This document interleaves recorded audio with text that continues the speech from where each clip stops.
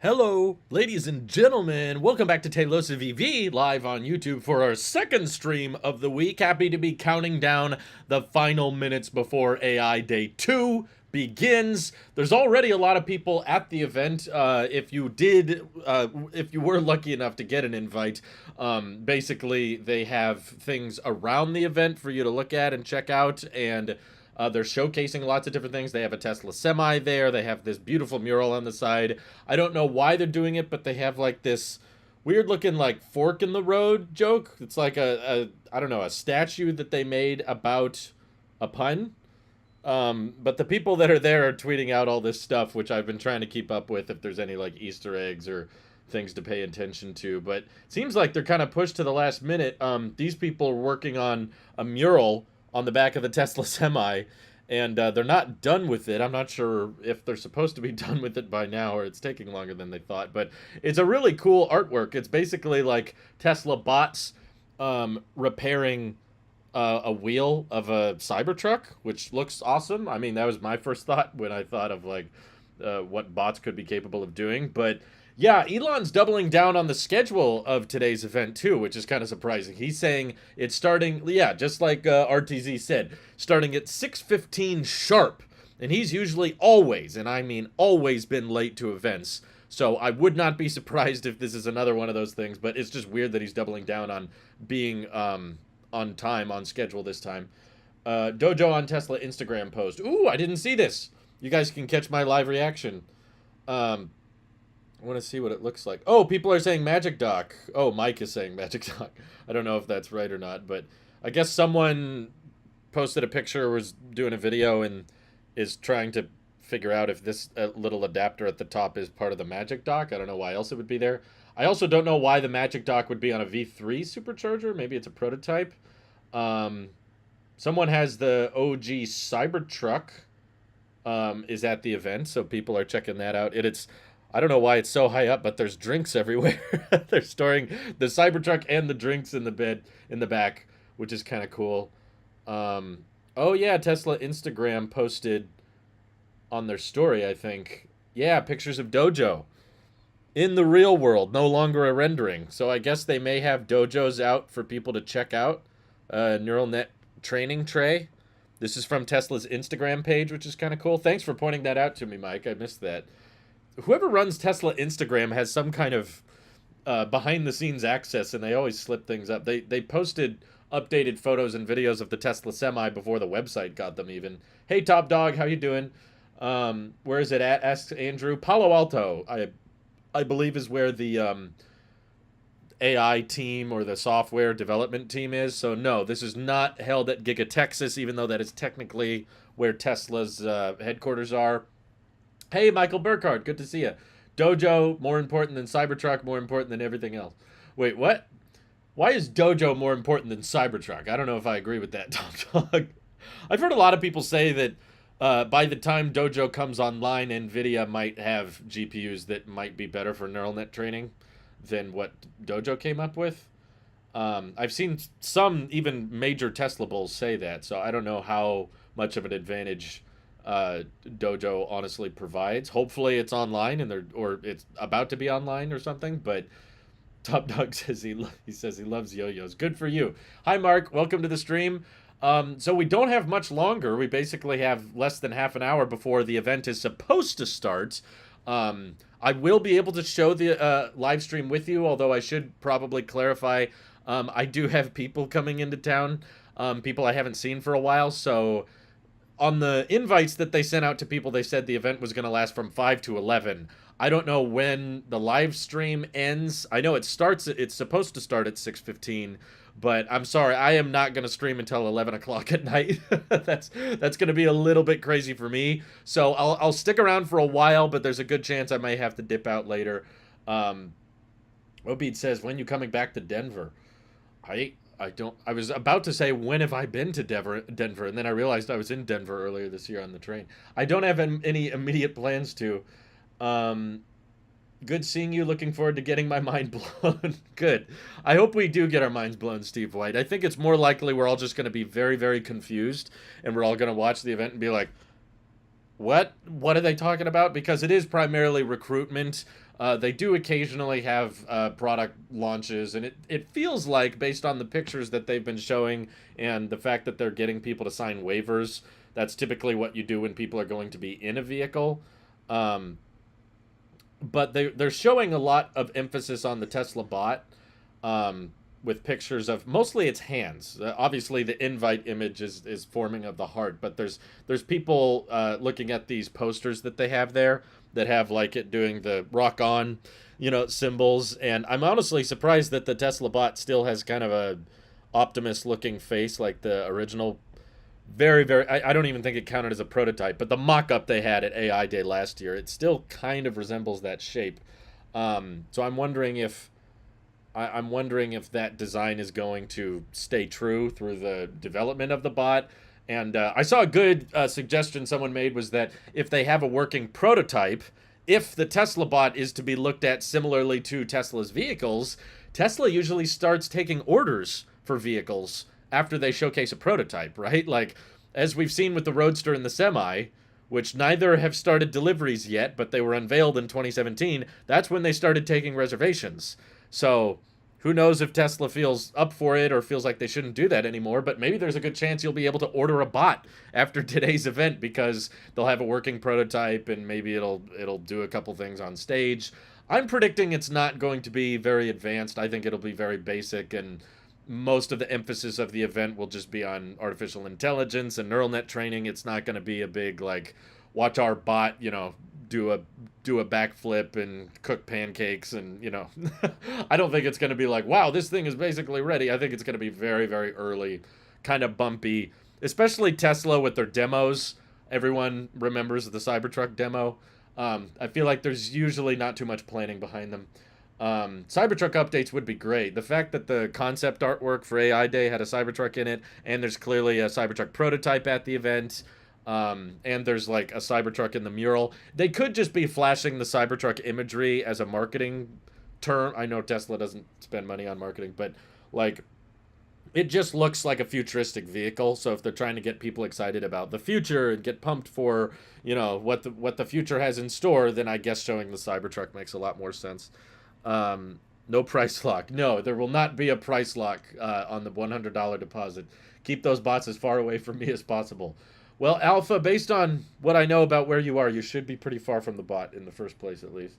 Shout out from the Florida Keys. Hey, thanks for tuning in, Landon, all the way from Florida. I think that's what you meant by FL. I was making an assumption there. But yeah, I don't think Tesla really will take nothing will be a price lock until it's non-refundable. And I don't think they would take non-refundable deposits for a bot. Although they probably could, and there's some people that would likely put a deposit down. No matter what Tesla releases, there's going to be a crap ton of people that put down a deposit.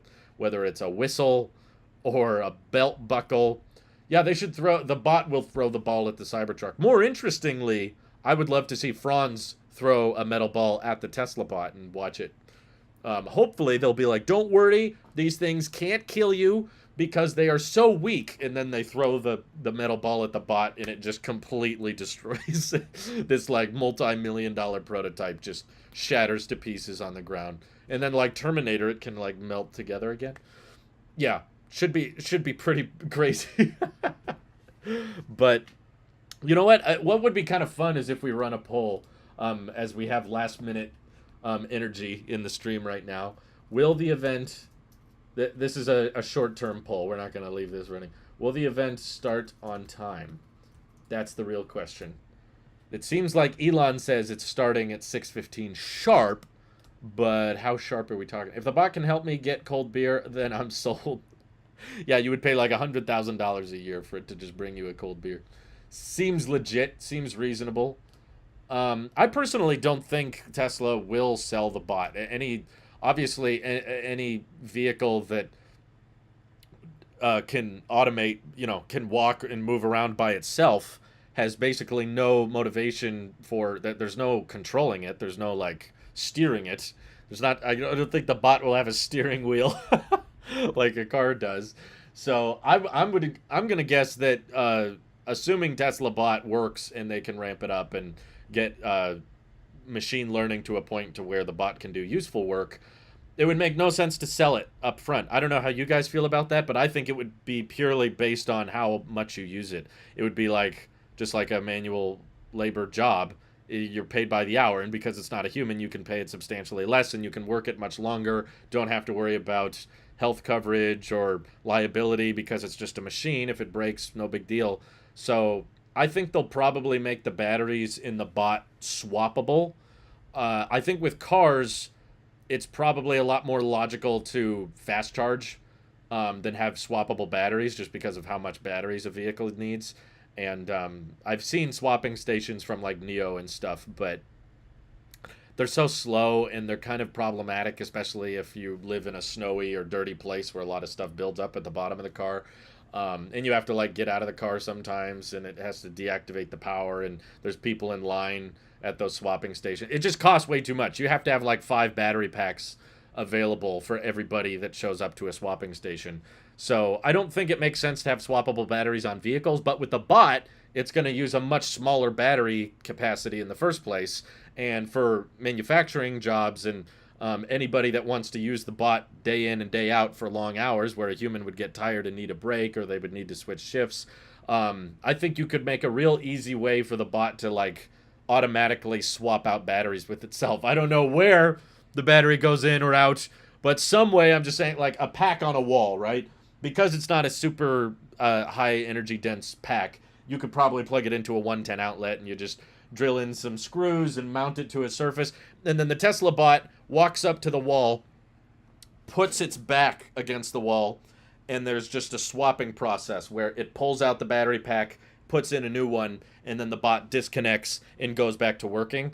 And the old battery that's low starts charging within that little box on the wall, and the fresh battery goes. So you wouldn't have to wait around for a fast charger, which I think ultimately, because of the size of the bot and the size of the battery, swapping is a lot more practical.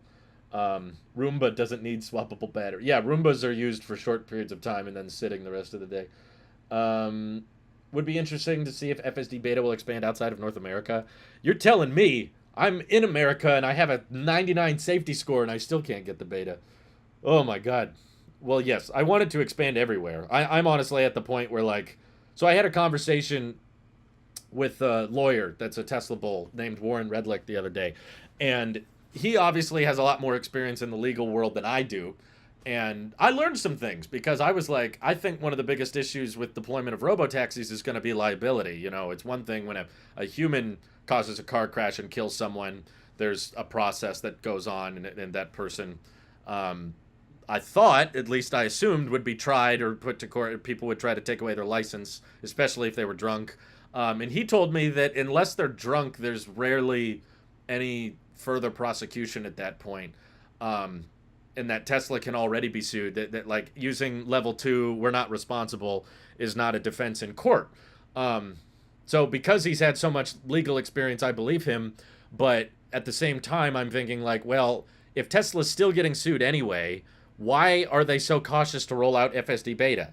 Like if you can get sued regardless of what level of autonomy you're in, and you're not honestly prosecuted that heavily, or your license isn't attempted to be removed if a mistake is made and there's a injury or a death.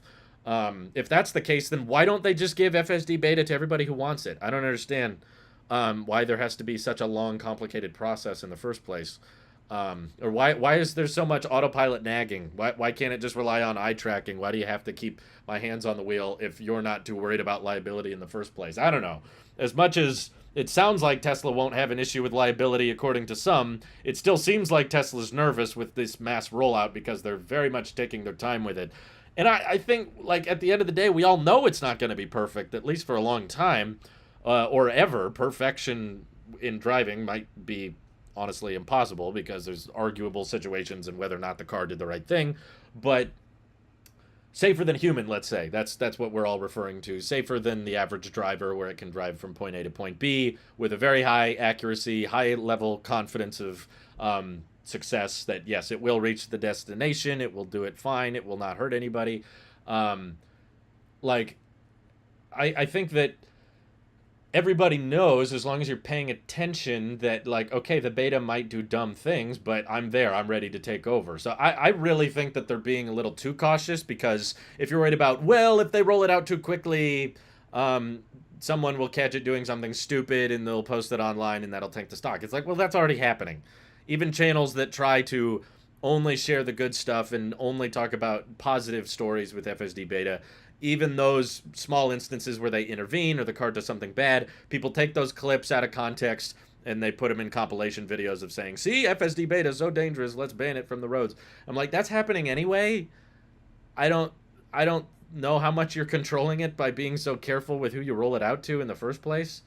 um Mrs. Winterwheat, the rural SK Tesla, says, I'm waiting on FSD enrollment too, but I'm at 96 safety score, so probably my issue. I have 1,469 kilometers on autopilot in 10 days. Wow, that's a lot. Yeah, honestly, I think it's more to do. I'm going to do a video on this later because I don't think a lot of people know this, but I'm not on the beta, not because of my safety score or because Tesla hasn't decided to give it to me yet. It's because FSD beta is built into an older version of Tesla firmware. And because when I first got my car and I first got an update, they obviously pushed my car to a fairly recent Tesla update, 2022.28. And because FSD beta is built on 2022.20, they won't go backwards. Oh, music's starting to play. It seems like they've started the stream, even though we've got 15 minutes to go. Actually, why is it? Is it playing in two different places at once? Yeah, it is. Okay. I don't want to get copyright claims, so I'm keeping the music muted, but you guys can see here what it looks like. Oh, that's the wrong one, I think. This is the one I want. Yeah. So you guys can see and you will be able to hear the event. I'm just keeping it muted for now. But what do you mean sample size matters? I need more context, Youngman. You're not making sense. How does Optimus help Tesla reach their mission statement? I think it's cool, but it's distracting them. If you think of the big picture, which honestly I have talked about how I think that the bot might be a bit of a distraction, but ultimately it does align with the idea that in order for artificial intelligence to perform better, it needs more training. It needs more contextual awareness, and the bot is in an effort to train the full self-driving computer and to train their neural nets with more varying circumstances, which ultimately what Elon says is necessary to solve full self-driving is artificial general intelligence. So the bot is kind of a platform to help improve neural net training and improve artificial intelligence. And they also think that they can solve a lot of problems with bot, which rightfully so. If it does work and you can actually train it to do things that a human does, then yeah, it could replace dangerous jobs. It could replace repetitive, boring jobs. And it's not like every single thing Tesla does necessarily is straight on the mission statement. You know, like, does the Cyber Whistle support their mission statement? Or does having a plaid Model S instead of a dual motor Model S support their mission statement? Does having 5 colors of Tesla? Yeah, you could have bots build cars. You could have bot service vehicles if you wanted to ramp up Tesla service, which I've experienced a lack of quality repair or a lack of people are available. If you can increase your workforce, being able to have essentially infinite labor that you can pay a lot less for, that can help you accelerate the adoption. So it's not as direct, and I think Elon has admitted that. He said, like, yeah, this doesn't directly correlate, but it also goes hand in hand a lot with what they're trying to achieve with full self-driving. So I get the argument. I still think that the narrative surrounding it could be better. Like, I wish they wouldn't give so many timelines. I wish they wouldn't say it's coming this year, it's coming next year, like, because they've been so wrong on that so many times. So that's why I'm like hesitant to just get all on board with it. But I understand the logic that Tesla wants artificial intelligence to get better at interpreting worlds around it, and Tesla Bot will help accelerate that neural net training. And their logic is that's going to help them help solve full self-driving because you need more contextual understanding of your environment. They say that the Tesla Model 2 isn't good. I don't know where you got that. Elon himself has said that the Model 2 is not a real thing. Does that mean that they're going to have FSD? I think people will pay extra for FSD, will be very upset. Now, Carla, you're completely missing the point. If there's no steering wheel or pedals, They will not sell that car to you. There would be no reason to sell you a car with no steering wheel or pedals. They can't even deliver a car right now without side view mirrors. I don't even think it's legal for Tesla to deliver you a car without steering wheel or pedals, and I don't think it will be anytime soon, considering how little the US government has budged on side view mirrors. Even though Tesla originally wanted to get rid of them like 10 years ago, they still haven't budged on that law. So, no. First of all, it's not called the Model 2. The last time someone asked about the $25,000 car, which they've confirmed isn't called the Model 2 or whatever, the last time someone on an earnings call asked about it, Elon's response was basically the question to give you guys context. Someone went on an earnings call and said, when is the $25,000 car coming and how's the development on that vehicle coming? And it's a reasonable question. That's something a lot of us were curious about. And Elon's response was, it's the wrong question. You shouldn't be asking what's like the lowest selling price. It's what's the lowest cost per mile of transport. So their logic to getting the cost of transportation down is not selling a $25,000 car. At least in recent history, I haven't seen them talk anywhere seriously about the 25K car since Battery Day. Ever since then, they've said, no, the way we're going to get more affordable transportation is to make robo-taxis that you don't sell to people, but they give you rides that are much cheaper than taxi rides or Uber rides or Lyft rides. And it would be so cheap to ride in a robo-taxi that it would be cheaper than owning a car, factoring in insurance and service, even an EV. Even a really low cost of ownership vehicle, it'll still be cheaper to ride around in a robo-taxi. That's Tesla's logic. I disagree on whether or not that's possible or feasible, but and I still think there will be a demand, and I do still think there will be a desire for a lot of people to own cars. But I do admit that in the event that Tesla does get full self-driving working safer than a human, and it works reliably, and they can mass roll it out to many, many markets at once via software, once they're capable of doing that, there will be no point in selling those cars to people. Because a robo-taxi acting all day, driving people around and going wherever it's needed instead of sitting in our garage half the day, sitting at our parking lot at work half the day, Tesla can make infinitely more money using that car as a robo-taxi than they could selling it to you. It would be the dumbest thing for Tesla to do to sell you a driverless car for $25,000 because they could easily opt that car into the robo-taxi network and make $30,000 to $50,000 a year, and then the life of that car is 5-10 years. That they're going to make hundreds of thousands of dollars off that vehicle using it as a robo-taxi. They would not sell you a steering wheel less car, essentially. So if you truly believe full self-driving is around the corner and robo-taxis are coming soon, I would suggest, it's not financial advice and we don't know what's going to happen. Personally, I don't think robo-taxis are that close. But if you do believe that, I would say you should buy a Tesla as soon as possible. Because once they crack the robo-taxi code, there will be very little point. Man, this is trippy. All these visuals. Who came up with this? It's making my eyes hurt. Once they crack the robo-taxi code, there will be very little point in selling cheap cars. Tesla will just say, if you want an affordable Tesla experience, ride a robo-taxi. But if you want to buy your own, you're going to have to buy something that costs quite a bit, because we're going to be putting batteries and wheels and components and powertrains into a vehicle that isn't going to make us hundreds of thousands of dollars. So the only way they can justify selling a car to a person is going to be a pretty expensive car. I don't think there will be much point in having cheap Teslas if you make robo-taxis. So I still think that's a wave off. I still don't think they're going to crack the robo-taxi code within the next 5 years. Honestly, I think they'll still run into issues in the next 10 years, potentially, based on how slow the rollout is going.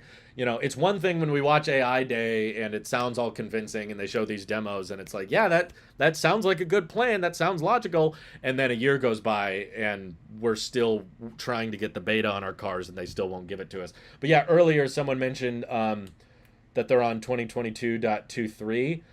Yeah, Mrs. Winterwheat. I'm fairly confident the reason you don't have FSD beta is because you're on too new a software version. So as long as you're on a newer version of Tesla firmware, they won't give you the beta. You have to request the full self-driving beta and wait. And I believe once you request full self-driving beta, they won't give you new updates. You just have to wait until beta gets to the 2022.23 version. and then they'll offer you beta, and then you're stuck with the old beta firmware. But Mike and I were just talking about this earlier in the day. See, Mike has FSD beta and I don't, and he was asking me like, "Hey, can you reposition your blind spot cameras on the Tesla display?" And I was like, "Yeah, I have a little bar and I can drag it wherever I want."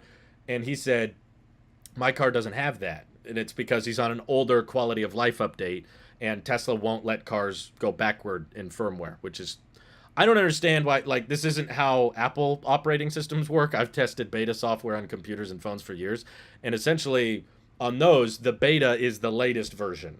So to me, that would make the most amount of sense, because all of us can be on an older version. If we were all on 2022.20, that's what beta is on now.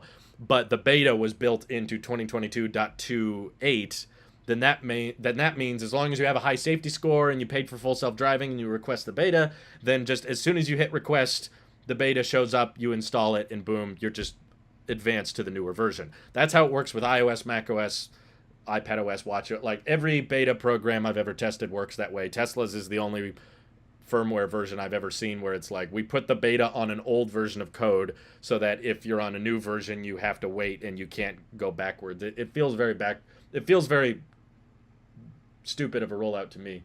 I'm interested in seeing if they have a torso only bot with 2 elbows to get rid of awful jobs, Amazon box loading, fast food kitchens, etc. Lots of potential uses.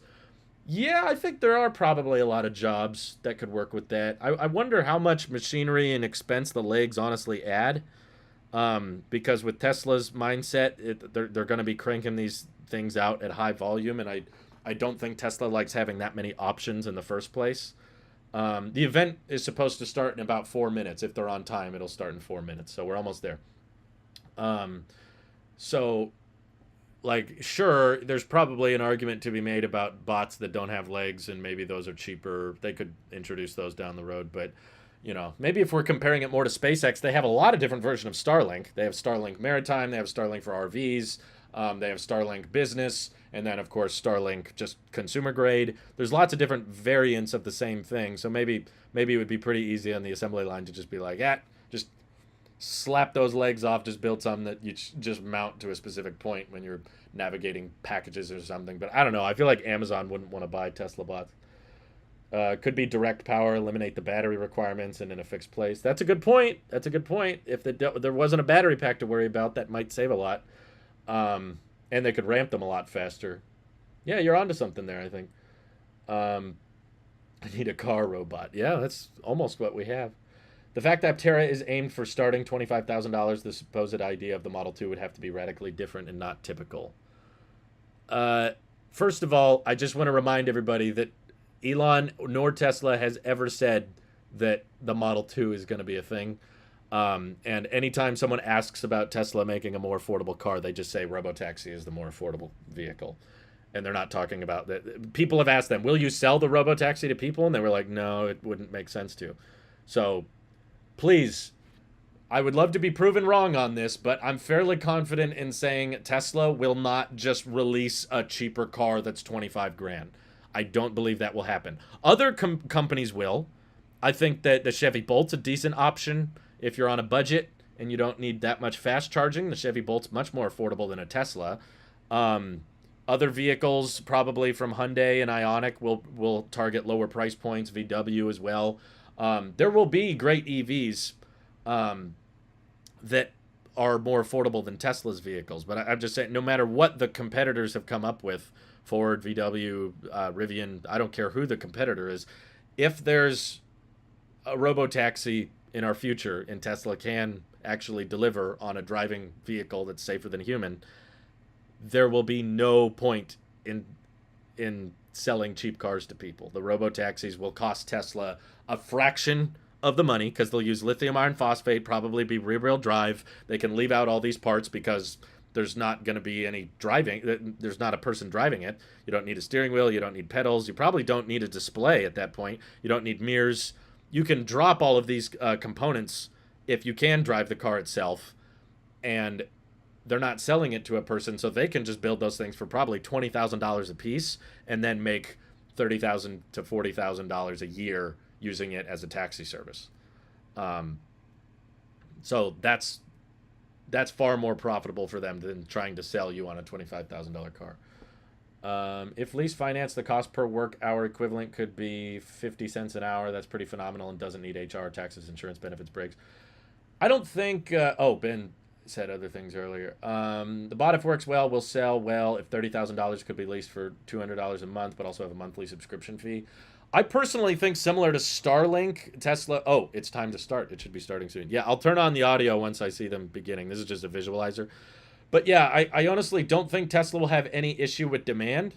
I think that there will be plenty of people, even YouTubers, willing to try out the bot in its early stages. So they can charge whatever they want, is what I was trying to say. Whoa. Still music. Oh, it's doing a countdown. Ugh, it's so... I mean, it makes sense, but it's so mechanical. Hey! Still music. Trying not to get copyright claimed. Here's Elon. Right on time! Guys! They started on time. It's 6:15. And he's on stage with a microphone. I am impressed. They better mute the music. Everybody. Give everyone a moment to Just waiting for the music. get back in the audience. And Wow. all right, great. Welcome to Tesla AI Day 2022. 20. So nice, they named it twice. It should have been the middle finger. We've got some really exciting things to show you. I think you'll be pretty impressed. Audio's I do pretty want to quiet. set some expectations with respect to our Optimus robot. As you know, last year it was just a person in a robot suit. What? But we've come a long way. And That wasn't I a think real robot? You know, compared to that, it's going to be very impressive. Okay. It better be. And we're going to talk about the advancements in AI for full self-driving, as well as how they apply to, more generally, to real-world AI problems like a humanoid robot and even going beyond that. There we go. I think there's some potential that what we're doing here at Tesla could make a meaningful contribution to AGI. That's important. And I think actually Tesla's a good entity to do it from a governance standpoint because we're a publicly traded company with one class of stock, and that means that the public controls Tesla, and I think that's actually a good thing. We do? So if I go crazy, you can fire me. This is important. Maybe I've gone crazy. I don't know. So You're fired. Yeah, so we're going to talk a lot about our progress in AI, Autopilot, as well as progress with Dojo. And then we're going to bring the team out and do a long Q&A. So you can ask tough questions, whatever you'd like, existential questions, technical questions, but we want to have as much time for Q&A as possible. The Q&As are always really cringy let's to me, I'm see, sorry. With that... They always ask stupid questions. You guys want to say anything? Elon, can I give you a I'm kiss? Milan. I work on Autopilot and the Tesla bot. And I'm Lizzie, mechanical engineer on the project as well. That's a door. Okay. You can see a line down the middle. So should we bring out the bot? Already? Before we do that, we have Oh, one little bonus tip for the day. This is actually the first time we try this robot without any backup support. Whoa. Cranes, mechanical mechanisms, no cables, nothing. Yeah. Gonna Want to take a do it little with you risk guys with tonight, you but it's guys. the first time, want so to- let's see. You ready? uh-oh, Let's it's gonna go. fail. Uh-oh, music. I gotta keep it quiet. Whoa! Oh my god. There's a lot of wires. We got some cable management to work on. It looks like it forgot to put on a shirt. Oh, it's walking? Oh my god, it's shaky. Alright, alright. Okay. We got motion. Don't fall down, please don't fall down. Oh my god. Alright, it did a little turn there.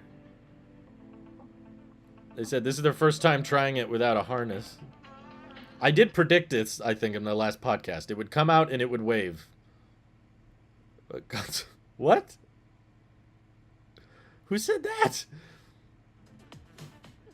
Okay, it's dancing. Oh my god. Are those computer fans? Someone's talking, but the music is too loud. Self-driving computer that runs in your Tesla cars, by the way. Okay. Yeah, I thought that would have the same computer. This is literally the first time the robot has operated without a tether. Was on stage tonight. I'm impressed it hasn't fallen down.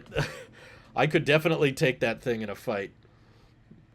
I could beat the crap out of that. Very prototypey. Can we drop the music, please? I don't think Optimus knows how to sit down yet. They're all just watching it. Please don't fall. Be hilarious if it like fell behind the stage and then they closed the door. So the robot can actually do a lot more than we just showed you. We just didn't want it to fall on its face. So Why not? we'll That'd be funny. We'll show you some videos now of Their audio the robot is doing a low. bunch of other things. I have it turned up all the way. Yeah, which are less risky. Yeah. We should close the screen, guys. Yeah. Hey. Sorry, Yeah, some we music. wanted to show a little bit more what we've done over the past few months with the bot, and just walking around and dancing on stage. It's too much music. Uh, Okay, it delivered a package. But you can see the autopilot neural networks running as is, just retrained for the bot. Directly Oh, it's on gonna that- water the that plants. platform. That's Yeah. my watering can. Yeah, when you see a rendered view, that's the robot. That's the world the robot sees. So Oh, perfect. It's very clearly identifying objects. Like this is the object it should picking it up. Whoa. Okay. We use the same That's a good process start. as we did for autopilot to collect data and train neural networks that we then deploy on the robot. What is he That's grabbing an there? example that illustrates the upper body Ooh. a little bit more. And Something this that is we'll really- like try to nail down in a few months, over the next few months, I would say. He's moving little To brackets. perfection. This is really an actual station in the Fremont factory as well that it's working at. Oh, really? So It's working at the Fremont factory. That's kind of cool. Huh. I wonder if there's just one prototype. And that's not the only thing we have to show today, right? yeah, absolutely. So what you saw was what we call Bumble C. That's our sort of rough development robot using semi-off-the-shelf actuators. But we actually have gone a step further than That's that. pretty cool. Already, the team's done an incredible job. And we actually have an Optimus bot with fully Tesla-designed and built actuators, battery pack, control system, everything. Wow. It wasn't quite ready to walk, but I think it will walk in a few weeks. But we wanted to show you the robot, something that's actually fairly close to what will go into production, and show you all the things it can do. So let's bring it out. It's not ready to walk. Whoa. Oh, it's got the belt buckle. This is one of all these guys trying to move it forward. So this one's closer to the production model, I guess. Wow.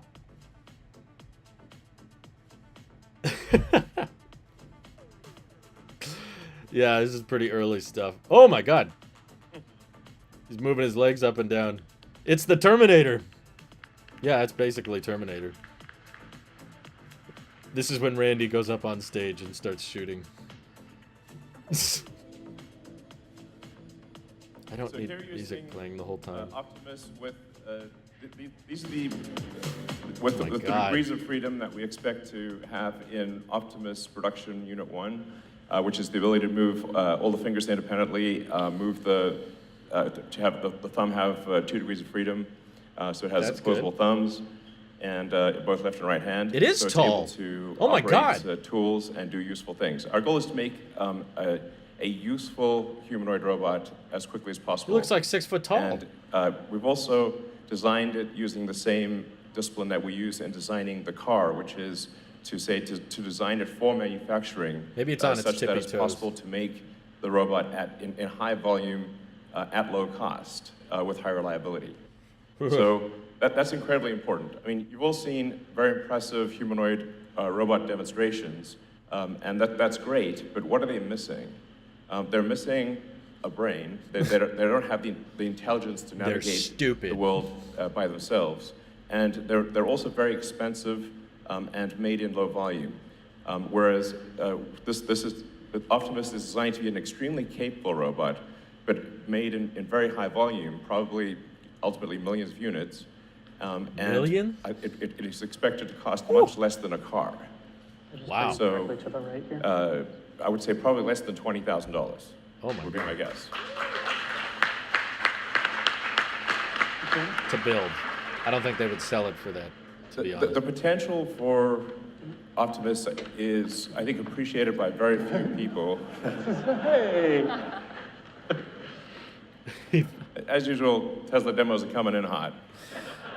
Throw a ball So- at it. That's good, that's good. Yeah. The team's the team has put in an incredible amount of work. It's, working days, 7 days a week, burning the 3 a.m. oil to get to the demonstration today. Burning Super oil? Proud of what they've done. They've really done a great job. I'd just like to give a hand to the whole Optimus team. All right. Got a couple prototypes, off-the-shelf parts, not off-the-shelf parts, manufacturing efficiency. Sounds like Tesla. So, now there's still a lot of work to be done to refine Optimus and improve it. Obviously, this is just Optimus version 1.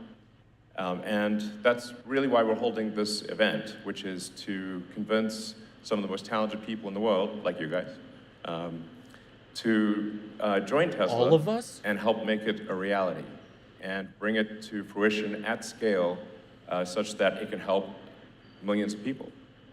And the potential, like I said, is really boggles the mind, because you have to say, like, what is an economy? An economy is sort of productive UBI is entities coming. times their productivity. We're going to hear about capita universal times basic income.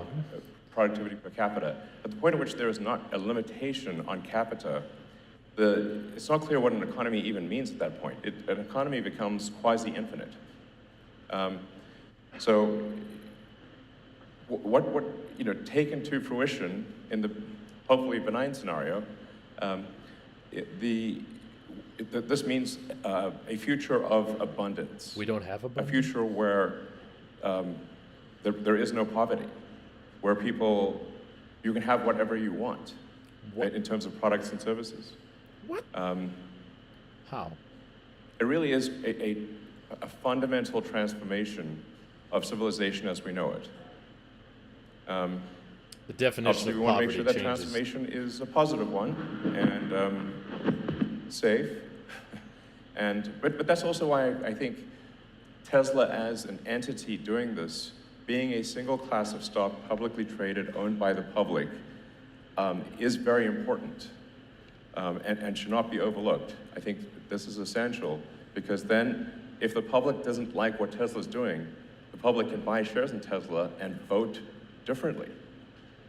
This is a big deal. Just Like, buy it's the very stock. important that I can't just do what I want. Sometimes people think that, but it's not true. You're not doing what you want? It's very important that the corporate entity that makes this happen You think he is seems something that the unprepared? public can Have you watched properly any Elon influence. event? He was on time. So I think the Tesla structure is ideal for that. This puts him way ahead of all those other events. He was late for every other And like I one. said, self-driving cars will certainly have a tremendous impact on the world. I think they will improve the productivity of transport by at least a half order of magnitude, perhaps an order of magnitude, perhaps more. Optimus, I think, has maybe a 2 order of magnitude potential improvement in economic output. It's not clear what the limit actually even is.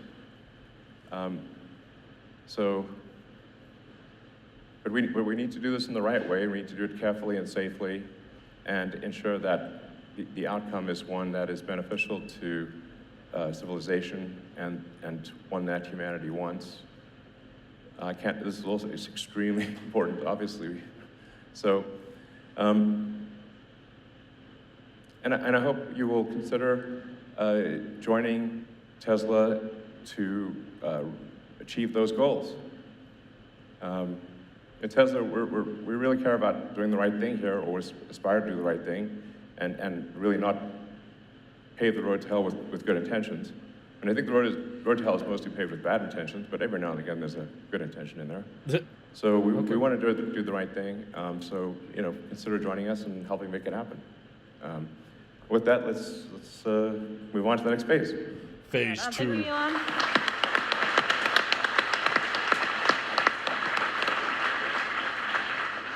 That's All the right, old so bot. you've seen a couple robots today. Let's do a quick timeline recap. So last year we unveiled the Tesla Bot concept, but a concept doesn't get us very far. We knew we needed a real development and integration platform to get real-life learnings as quickly as possible. So that robot that came out and did the little routine for you guys, we had that within 6 months, built, working on software integration, hardware Dang. upgrades over the months since then. That's pretty quick. But in parallel, we've also been designing the next generation, this one over here. So this guy is rooted in the foundation of sort of the vehicle design process. The we're buckle is leveraging all required. of those learnings that we already have. Needs the buckle. Obviously, there's a lot that's changed since last year, but there's a few things that are still the same, you'll notice. We still have this really detailed focus on the true human form. Huh. We think that matters for a few reasons. But it's fun. We spend a lot of time thinking about how amazing the human body is. We have this incredible range of motion, typically really amazing strength. A fun exercise is if you put your fingertip on the chair in front of you, you'll notice that there's a huge range of motion that you have in your shoulder and your elbow, for example. Without moving your fingertip, you can move those joints all over the place. But the robot, cool. its main function is to do real useful work. And it maybe doesn't necessarily need all of those degrees of freedom right away. So we've stripped it down to a minimum sort of 28 fundamental degrees of freedom, and then of course our hands in addition to that. Humans are also pretty efficient at some things and not so efficient in other times. So for example, we can eat a small amount of food to sustain ourselves for several hours. That's great. But when we're just kind of sitting around, no offense, but we're kind of inefficient. We're just sort of burning energy. Ouch. So on the robot platform, what we're going to do is we're going to minimize that idle power consumption, drop it as low as possible. And that way we can just flip a switch and immediately the robot turns into something that does useful work. Lizzie is doing a good So job. let's talk about this latest generation in some detail, shall Whoa. we? So on the screen here, you'll see in That's cool. orange our actuators, which we'll get to in a little bit, and in blue our electrical system.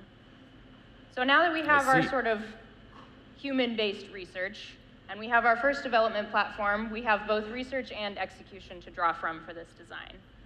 Again, we're using that vehicle design foundation, so we're taking it from concept through design and analysis, and then build and validation.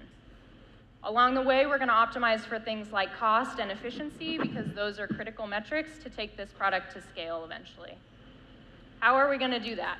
Well, we're going to reduce our part count and our power consumption of every element possible. We're going to do things like reduce the sensing and the wiring at our extremities. You can imagine a lot of mass in your hands and feet is going to be quite difficult and power consumptive to move around. And we're going to centralize both our power distribution and our compute to the physical center of the platform. Humans are complicated, huh? So in the middle of our torso, 2.3 actually it is the kilowatt torso, we have our battery pack. What are those cells? This is sized at 2.3 kilowatt hours, which is perfect for about a full day's worth of They work. look like 2170 cells. What's really unique about this battery pack is it has all of the battery electronics integrated into a single PCB within the pack. So that means everything from sensing to fusing, charge management, and power distribution is all in one place. We're also leveraging That's both cool. 52 our volts. vehicle products and our energy products to roll all of those key features into this battery. So that's streamlined manufacturing. That's a really small efficient battery and pack, simple honestly. cooling methods, battery management, and also safety. And of course, we can leverage Tesla's existing infrastructure and supply chain to make it. Ooh. So going on to sort of our brain, it's not in the head, but it's pretty close. Also in our torso, we have our central computer. So as you know, Tesla already ships full self-driving computers in every vehicle we produce. We want to leverage both the autopilot hardware and the software for the humanoid platform, but because it's different in requirements and in form factor, we're going to change a few things first. So we still are it's going to do everything that a human brain does, processing vision data, making split-second decisions based on multiple sensory inputs, and also communications. So to support communications, it's equipped with wireless connectivity as well as audio support. And then it also has hardware-level security features, which are important to protect both the robot and the people around the robot. So now that we have our sort of core, we're going to need some limbs on this guy. And we'd love to show you a little bit about our actuators and our fully functional hands as well. But before we do that, I'd like to introduce Malcolm, who's going to speak a little bit about our structural foundation for the robot. All right. Take it away, Malcolm. And also, good job, Lizzie. Lizzie did well. Very well. Tesla have the capabilities to analyze highly complex systems. They don't get much more complex than a crash. You can see here a simulated crash from Model 3 superimposed on top of the actual physical crash. It's actually incredible how accurate it is. Just to give you an idea of the complexity of this model, it includes every nut, bolt, and washer, every spot weld, and it has 35 million degrees of freedom. It's quite amazing. That is a lot. It's true to say that if we didn't have models like this, we wouldn't be able to make the safest cars in the world. So can we utilize our capabilities and our methods from the automotive side to influence a robot? Well, we can make a model, and since we had crash software, we're using the same software here, we can make it fall down. And the purpose of this is to make sure that if it falls down, ideally it doesn't, but it's superficial damage. We don't want it to, for example, break its gearbox and its arms. That's the equivalent of a dislocated shoulder of a robot. Difficult and expensive to fix. So we wanted to dust itself off, get on with the job it's been given. We can also take the same model, and we can drive the actuators using the inputs from a previously solved model, bringing it to life. So this is producing the motions for the tasks we want the robot to do. These tasks are picking up boxes, turning, squatting, walking upstairs. Whatever the set of tasks are, we can play to the model. This is showing just simple walking. We can create the stresses in all the components. That helps us to optimize the components. That makes sense. That's a good idea. Oh my God. These are not dancing robots. These are actually the modal behavior, the first 5 modes of the robot. And typically, when people make robots, they make sure the first mode is up around the top single figures, up towards 10 hertz. The reason to do this is to make the controls of walking easier. It's very difficult to walk if you can't guarantee where your foot is wobbling around. Yeah, the hands are important. That's okay if you make one robot. We want to make thousands, maybe millions. We haven't got the luxury of making them from carbon fiber and titanium. We want to make them from plastic. Things are not quite so stiff. So we can't have these high targets. I call them dumb targets. We've got to make them work at lower targets. So is that going to work? Well, if you think about it, sorry about this, but we're just bags of soggy jelly and bones thrown in. We're not high frequency. If I stand on my leg, I don't vibrate at 10 hertz. People operate at low frequency, so we know the robot actually can. It just makes controls harder. So we take the information from this, the modal data and the stiffness, and feed that into the control system. That allows it to walk. They still look like dancing. Just whoa. Changing tack slightly, looking at the knee. We can take some inspiration from biology, and we can look to see what the mechanical advantage of the knee is. It turns out it actually represents quite similar to 4-bar link, and that's quite non-linear. That's not surprising, really, because if you think when you bend your leg down, the torque on your knee is much more when it's bent than it is when it's straight. So you'd expect a non-linear function. And in fact, the biology is non-linear. This matches it quite accurately. So that's a representation. The 4-bar link is obviously not physically a 4-bar link. As I said, the characteristics are similar. But me bending down, that's not very scientific. Let's be a bit more scientific. We've played all the tasks through this graph. And this is showing picking things up, walking, squatting, the tasks I said we did on the stress. And that's the torque seen at the knee against the knee bend on the horizontal axis. This is showing the requirement for the knee to do all these tasks. I've then put a curve through it, surfing over the top of the peaks, and that's saying this is what's required to make the robot do these tasks.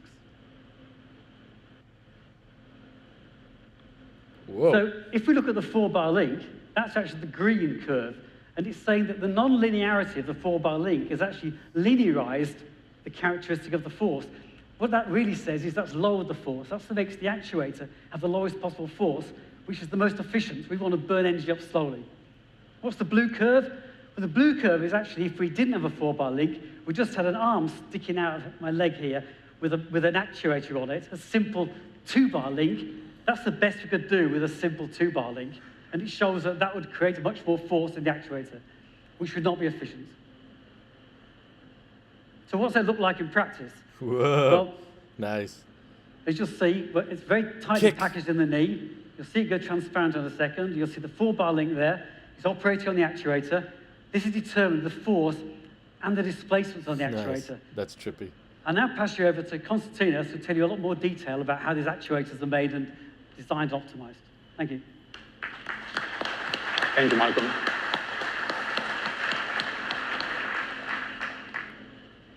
Okay.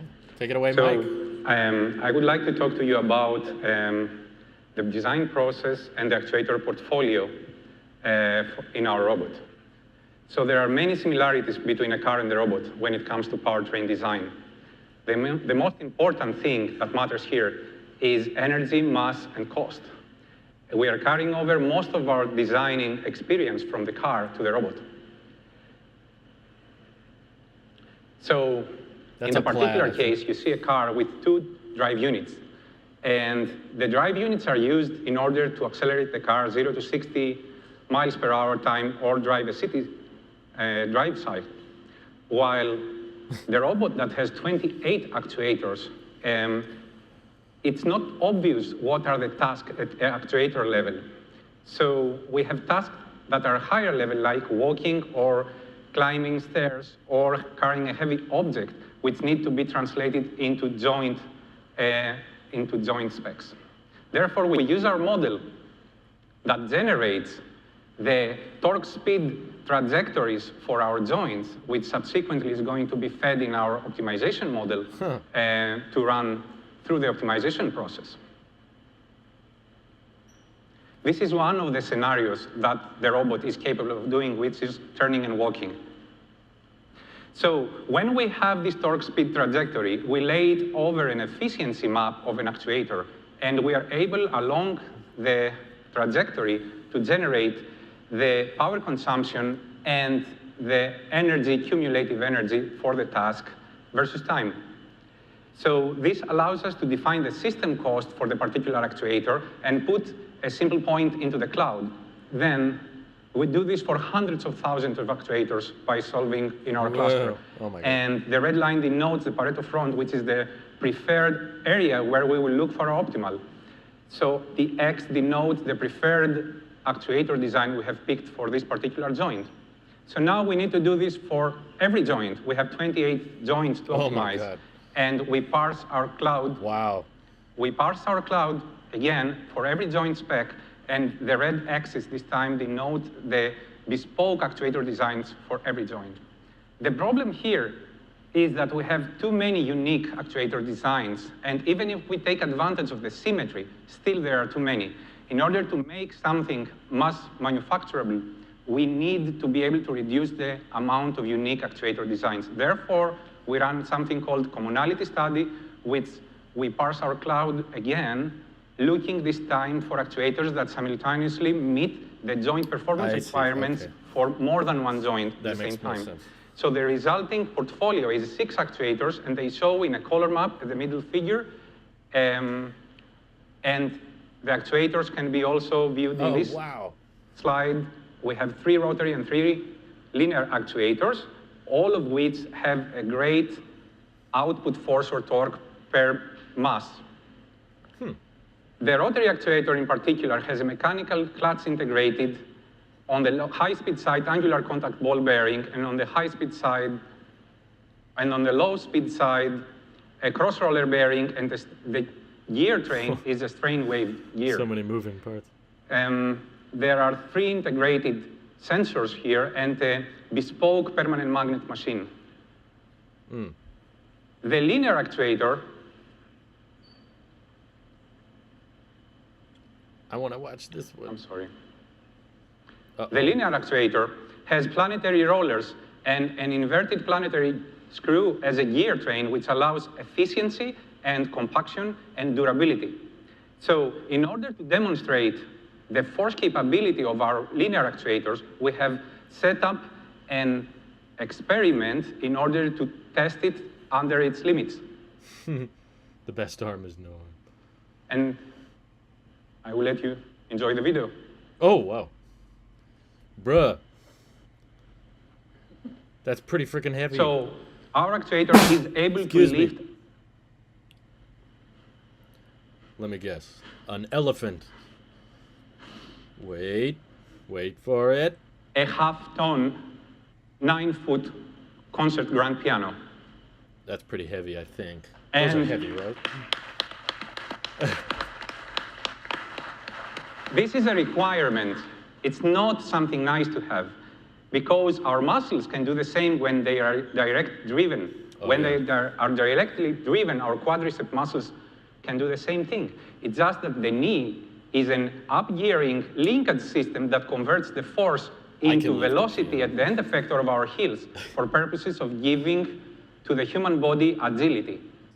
So this is one of the main things that are amazing about the human body. And I'm concluding my part at this point, and I would like to welcome my colleague Mike, who's going to talk to you about Another Mike? hand design. Thank you very much. How many mics are in this? Yeah, Thanks, I can also lift a piano with my actuators. So we just saw how powerful a human and a humanoid actuator can be. However, humans are also incredibly dexterous. What? How dare you? The human hand has the ability to move at 300 degrees per second. It That's has hot. tens of thousands of tactile sensors. And it has the ability to grasp and manipulate almost every object in our daily lives. For our robotic hand design, we were inspired by biology. We have 5 fingers and an opposable thumb. Our fingers are driven by metallic tendons that are both flexible and strong. We have the ability to complete wide aperture power grasps while also being optimized for precision gripping of small, thin, and delicate objects. So why a human-like robotic hand? Well, the main reason is that our factories and the world around us is designed to be ergonomic. So what that means is that it ensures that objects in our factory are graspable, but it also ensures that new objects that we may have never seen before can be grasped by the human hand and by our robotic hand as well. The converse there is pretty interesting because it's saying that these objects are designed to our hand instead of having to make changes to our hand to accompany a new object. Some basic stats about our hand is that it has 6 actuators and 11 degrees of freedom. I hope we can It has an in-hand overpower controller, Optimus. which drives the fingers and receives sensor feedback. 20-pound Sensor bag. feedback is really important to learn a little bit more about the objects that we're grasping, and also for proprioception. And that's the ability for us to recognize where our hand is in space. One of the important aspects of our hand is that it's adaptive. This adaptability is involved, essentially has complex mechanisms that allow the hand to adapt to the objects that's being grasped. Another important part is that we have a non-back drivable finger drive. This clutching mechanism allows us to hold and transport objects without having to turn on the hand motors. You just heard how we went about designing the Tesla Bot hardware. Now I'll hand it off to Milan and our autonomy team to bring this robot to life. Yeah, there's a lot of people. Thanks, Mike. At least not Mike this time. All right. So all those cool things we've shown earlier in the video were possible just in a matter of a few months, thanks to the amazing work that we've done on Autopilot over the past few years. Most of those components ported quite easily over to the Bot's environment. If you think about it, we're just moving from a robot on wheels to a robot on legs. So some of the components are Same pretty thing. similar, and some other require more heavy lifting. No pun intended. So for example, our computer vision neural networks Whoa. reported directly from Autopilot to the Bot's situation. Oh my God. It's exactly the same occupancy network that we'll talk into a little bit more details later with the Autopilot team. New And is now Minecraft running on the update. Bot here in this video. New The only Minecraft. thing that changed really is the training data that we had to recollect. That's trippy. We're also trying to find ways to improve those occupancy Whoa. networks using work made on neural radiance fields That's amazing. to get really great volumetric rendering of the bot's environments. For example, here, some machinery that the bot might have to interact with. Wow. That looks really cool. Another interesting problem to think about is, in indoor environments, mostly with absence of GPS signal, how do you get the bot to navigate to its destination? Say, for instance, to find its nearest charging station. So we've been training more neural networks to identify high-frequency features, key points within the bot's camera streams, and track them across frames over time as the bot navigates through its environment. Huh. And we're using those points to get a better estimate of the bot's pose and trajectory within its environment as it's walking. We also did quite some work on the simulation side. And this is literally the autopilot simulator, to which we've integrated the robot's locomotion code. And this is a video of the motion control code running in the autopilot simulator, showing the evolution of the robot's walk over time. And so as you can see, we started quite slowly in April and started accelerating as we unlock more joints and deploy more advanced techniques like arms balancing over the past few months. Slow down. He's too So fast. locomotion is specifically one component that's very different as we're moving from the car to the bot's environment. And so I think it warrants a little bit more depth, and I'd like my colleagues to start talking about this now. And I'd like someone else to talk. Yeah. That's pretty neat. Walking is easy. Thank you, Milan. Hi, everyone. I'm Felix. I'm a robotics engineer on the project, and I'm going to talk about walking. Walking seems easy, right? People do it every day. We don't even have to think about it. But there are some aspects of walking which are challenging from an engineering perspective. For example, physical self-awareness. That means having a good representation of yourself. What is the length of your limbs? What is the mass of your limbs? Guy What is starts the size walking. of your feet? All that matters. Also, having an energy-efficient gait. You can imagine there's different styles of walking, and not all of them are equally efficient. Most important, keep balance, don't fall.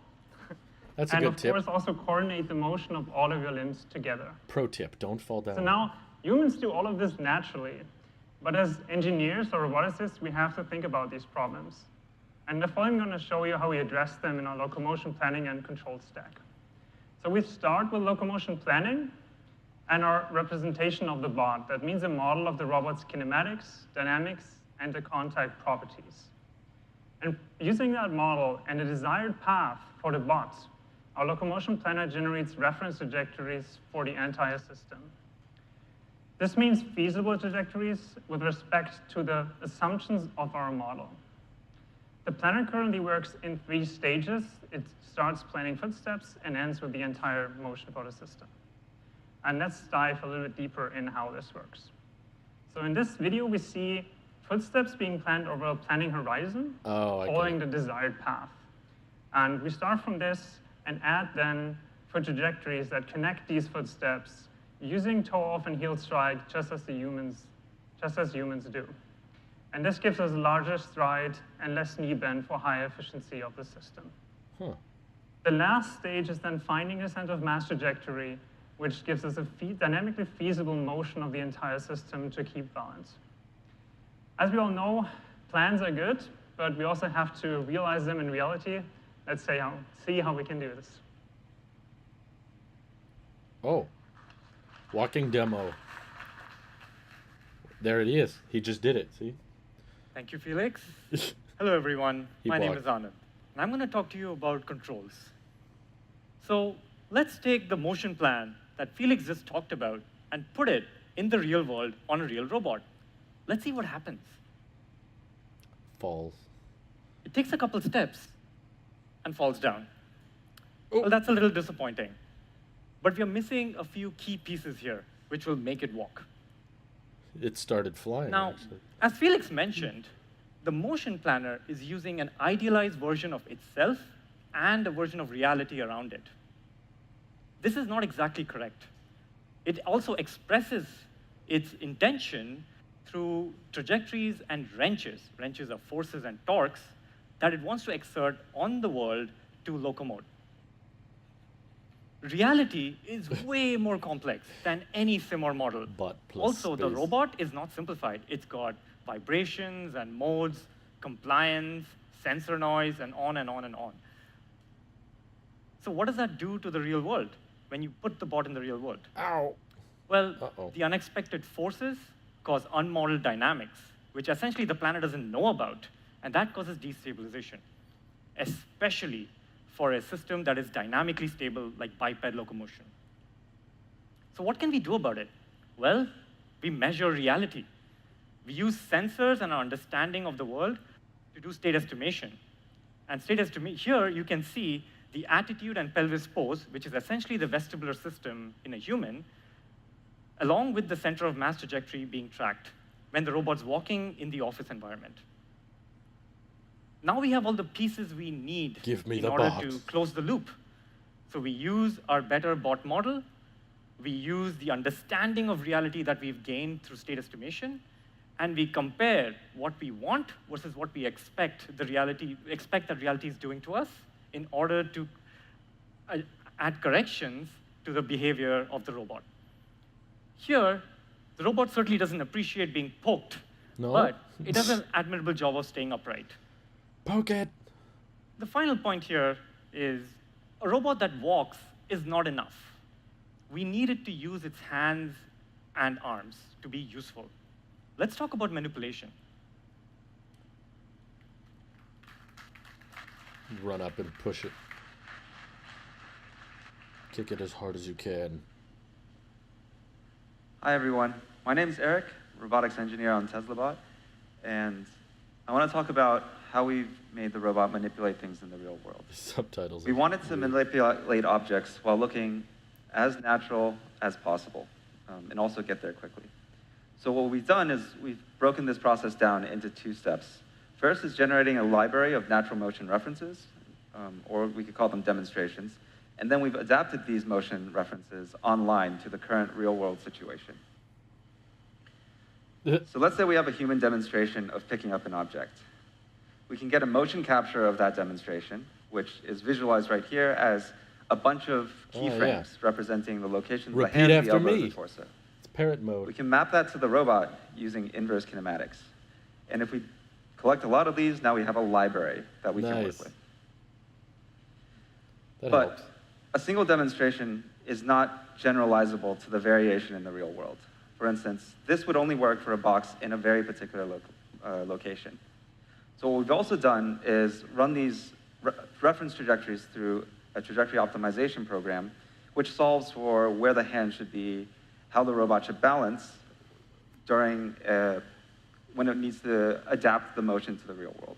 So for instance, if the box is in this location, then our optimizer will create this trajectory instead. Smart. Next, Okay. Milan's going to talk about what's next for the Optimus, Tesla bot. Thanks. It has so many names.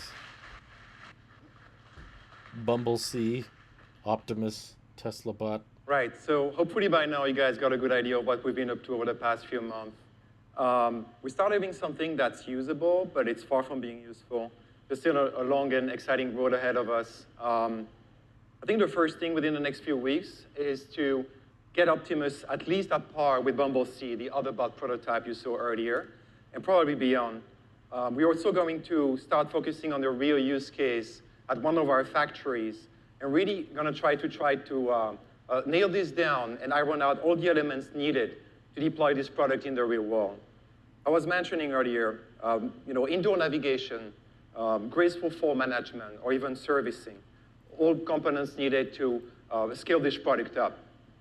But I don't know about you, but after seeing what we've shown tonight, I'm pretty sure we can get this done within the next few months or years, and make this product a reality and change the entire economy. So I would like to thank the entire Optimus team for all their hard work over the past few months. I think it's pretty amazing. Is that the all of this end of was the done bot in barely section? 6 or 8 months. Thank you very much. Are they done with the bot, I guess? Is it time? Are we talking about robotaxis now, or? Where do I stand? Hey, everyone. Yay, autopilot. Hi, I'm Ashok. Here I we lead the go. autopilot team alongside Milan. All right. God, it's coming so hard to top that Optimus section. I like the pacing. We'll try nonetheless. We're moving fast. Anyway, every Tesla that has been built over the last several years, we think has the hardware to make the car drive itself. We have been working Yeah, on the it's probably software gonna be decades, to add yeah. higher and higher levels of autonomy. This time around last year, we had roughly 2,000 cars driving our FSD beta software. Since then, we have significantly improved the software's robustness and capability Oh my God. that we have now shipped it to 160,000 customers as of today. And I'm not one of them? Thank you. Come on. This did not come for free. It came from the sweat and blood of the engineering team over the last 1 year. And you had to pay for it. For example, we trained 75,000 neural network models just last 1 year. That's roughly a model every 8 minutes. That's, coming out of the team, and then we evaluate them on our large clusters, and then we ship 281 of those models that actually improve the performance of the car. And this pace of innovation is happening throughout the stack. The planning software, the infrastructure, the tools, even hiring, everything is progressing to the next level. FSDB? The FSD beta software is quite capable of driving the car. It should be able to navigate from parking lot to parking lot, handling city street driving, stopping for traffic lights and stop signs, negotiating with objects at intersections, making turns, and so on. That's a lot of stuff. All of this comes from the camera streams that go through our neural networks that run on the car itself. It's not coming back to the server or anything. It runs on the car and produces all the outputs to form the world model around the car, and the planning software drives the car based on that. Today, we'll go into a lot of the components that make up the system. Planning. The occupancy network acts as the base geometry layer of the system. This is a multi-camera video neural network that from the images predicts the full physical occupancy of the world around the robot. So anything that's physically present, trees, walls, buildings, cars, balls, what have you, it predicts, if it's physically present, it predicts them, along with their future motion. On top of this base level of geometry, we have more semantic layers. In order to navigate the roadways, we need the lanes, of course. But then the roadways have lots of different lanes, and they connect in all kinds of ways. So it's actually a really difficult problem for typical computer vision techniques to predict the set of lanes and their connectivities. So we reached all the way into language technologies, and then pulled the state of the art from other domains, and not just computer vision, to make this task possible. For vehicles, we need their full kinematic state to control for them. This is all familiar. All of this directly comes from neural networks. Video streams, raw video streams, come into the networks, go through a lot of processing, and then outputs the full kinematic state, like positions, velocities, acceleration, jerk, all of that directly comes out of the networks with minimal post-processing. That's really fascinating to me, because how is this even possible? What world do we live in that this magic is possible, that these networks predicts fourth derivatives of these positions, when people thought we couldn't even detect these objects? It's this world, I think. My opinion is that it did not come for free. It required tons of data, so we had to build sophisticated auto-labeling systems that churn through raw sensor data, run a ton of offline compute on the servers. It can take a few hours, run expensive neural networks, distill the information into labels that train our in-car neural networks. On top of this, we also use our simulation system to synthetically create images. And since it's a simulation, we trivially have all the labels. All of this goes through a well-oiled data engine pipeline, where we first train a baseline model with some data, ship it to the car, see what the failures are. And once we know the failures, we mine the fleet for the cases where it fails, provide the correct labels, and add the data to the training set. This process systematically fixes the issues. And we do this for every task that runs in the car. Yeah, and to train these new massive neural networks, this year we expanded our training infrastructure by roughly 40 to 50%, so that sits us at about 14,000 GPUs today across multiple Wow. training clusters in the United States. 14,000. We also worked on our AI compiler, which My now supports new operations needed by those neural networks and map them to the best of our underlying hardware resources.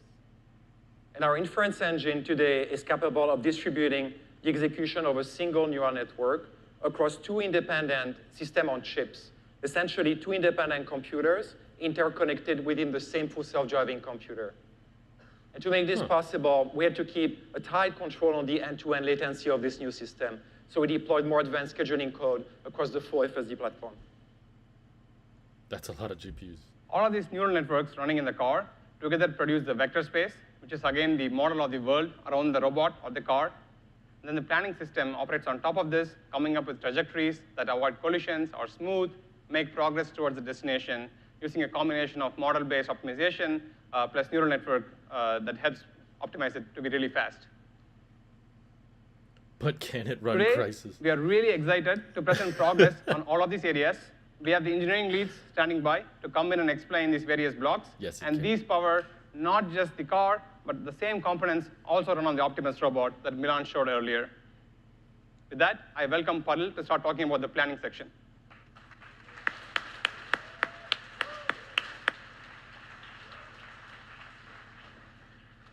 Hi all, I'm Paril Jain. Hi all. Let's use this intersection scenario to dive straight into how we do the planning and decision making in Autopilot. So we are approaching this intersection from a side street, and we have to yield to all the crossing vehicles. Right as we are about to enter the intersection, the pedestrian on the other side of the intersection decides to cross the road without a crosswalk. Now, we need to yield to this pedestrian, yield And the to dog. the vehicles from the right, There's a and dog. also on the understand the screen. relation between the pedestrian Whoa! and the vehicle on the other side of the intersection. A lot of bees. A lot of these intra-object dependencies that we need to resolve in a quick glance. I think it went too fast. And humans are really good at this. We look at a scene, understand all the possible interactions, evaluate the most promising ones, and generally end up choosing a reasonable one. So let's look at a few of these interactions that Whoa, Autopilot system no. evaluated. Don't hit the dog. We could have gone in front of this pedestrian with a very aggressive longitudinal and lateral profile. No. Now, obviously, we are being a jerk to the pedestrian, and we would spook the pedestrian and his cute pet. It's cute. We could have moved forward slowly, shot for a gap between the pedestrian and the vehicle from the right. See, no. Again, we are being a jerk to the vehicle coming from the right, but you should not outright reject this interaction in case this is only safe interaction available.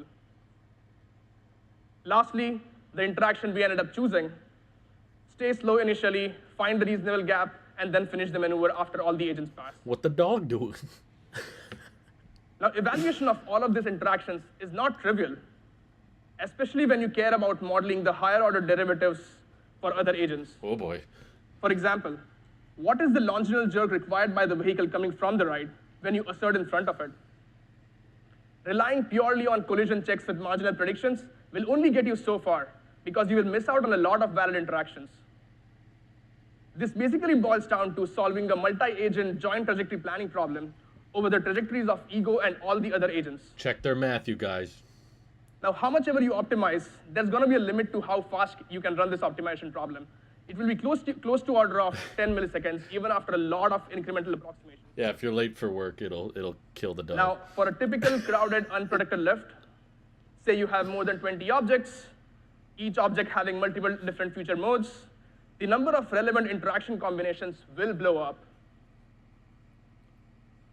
The planner needs to make a decision every 50 milliseconds. So how do we solve this in real time? We rely on a framework what we call as interaction search, which is basically a parallelized tree search over a bunch of maneuver trajectories. You lost me. The state space here Oh, God. corresponds to the kinematic state of Ego, the kinematic state of other agents, Oh. their nominal future multimodal predictions, and all the static entities in the scene. The action space is where things get interesting. We use a set of maneuver trajectory candidates to branch over a bunch of interaction decisions and also incremental goals for a longer horizon maneuver. Let's walk through this tree search very quickly to get a sense of how it works. We start with a set of vision measurements, namely lanes, occupancy, moving objects. these get represented as sparse abstractions as well as latent features. We use this to create a set of goal candidates, lanes again from the lanes network, or unstructured regions which correspond to a probability mask derived from human demonstrations. Once we have a bunch of these goal candidates, we create seed trajectories using a combination of classical optimization approaches, as well as our network planner, again trained on data from the customer fleet. Action phase is the Now, most once we get a bunch of these seed trajectories, we use them to start branching on the interactions. We find the most critical interaction. In our case, this would be the interaction with respect to the pedestrian, whether we assert in front of it or yield to it. Obviously, the option on the left is a high penalty option. It likely won't get prioritized. So we branch further onto the option on the right, and that's where we bring in more and more complex interactions, building this optimization problem incrementally with more and more constraints. 2 + 2 is 4. And the tree search keeps flowing, branching on more interactions, branching on more goals. Now, a lot of tricks here lie in evaluation of each of this node of the tree search. Inside each node, yes, initially we for started AI with creating trajectories using classical optimization approaches, where the constraints, like I described, would be added incrementally. And this would take close to 1 to 5 milliseconds per action. Now, even though this is a fairly good number, when you want to evaluate more than 100+ interactions, this does not scale. So we ended up building lightweight queryable networks that you can run in the loop of the planner. These networks are trained on human demonstrations from the fleet, as well as offline solvers with relaxed time limits. With this, we were able to bring the runtime down to close to 100 microseconds per action. Yep, someone's found that impressive. That's good. Now, doing this alone is not enough, because you still have this massive tree search that you need to go through, and you need to efficiently prune the search space. So you need to do scoring on each of these trajectories. Few of these are fairly standard. You do a bunch of collision checks, you do a bunch of comfort analysis, what is the jerk and axle required for a given maneuver. The customer fleet data plays an important role here again. We run 2 sets of, again, lightweight queryable networks, both really augmenting each other. One of them trained from interventions from the FSD beta fleet, which gives a score on how likely is a given maneuver to result in interventions over the next few seconds. And second, which is purely on human demonstrations, human-driven data, giving a score on how close is your given selected action to a human-driven trajectory. This scoring helps us prune the search space, keep branching further on the interactions, and focus the compute on the most promising outcomes. Okay. The cool part about this architecture is that it allows us to create a cool blend between data-driven approaches, where you don't have to rely on a lot of hand-engineered costs, but also ground it in reality with physics-based checks. Okay, guys, I'm very sorry. The link to the stream is in the description, so you can click the first link right now and watch AI Day. I have my friend coming to town who I haven't seen in a while, and I don't feel like I'm adding much commentary to this anyway. This is obviously geared towards AI engineers, and I'm just kind of making pointless little side comments anyway. I will cover the highlights if there's big announcements in the future. If there's a Robotaxi unveil, of course, I'll talk about that in a future video, but it's just, there's a lot going on right now. So because this is not a recruitment event for me, and I don't think I'm adding much by reacting to it here, feel free to keep watching it in the description down below. Thank you all for those who tuned in and joined me in the countdown stream. Sorry I can't go through the whole thing with you. It's just too much going on after hours, but I hope you have an excellent rest of your evening. Enjoy, and I'll catch you all again very soon. Bye-bye.